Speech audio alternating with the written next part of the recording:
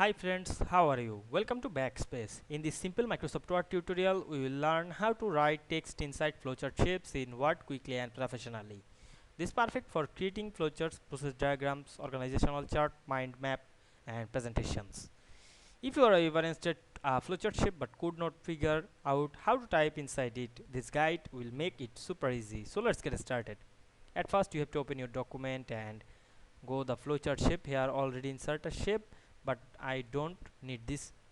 Go to the insert menu, click the shape option, then you can see here the flowchart shape. Now I am choose the flowchart shape. Now you can see here a flowchart shape. Now I am writing this flowchart shape inside. Click right button and click add text option. Then we can see here show a cursor. You can write anything. Now I am write some text. You can increase the size of the text, go back the home menu, and you can make it bold, italic, and underline. You can change the color of the text here. I hope you understand this process. If this video helped you, don't forget to like, comment, and subscribe my channel to get more than important video very soon. Thanks for watching.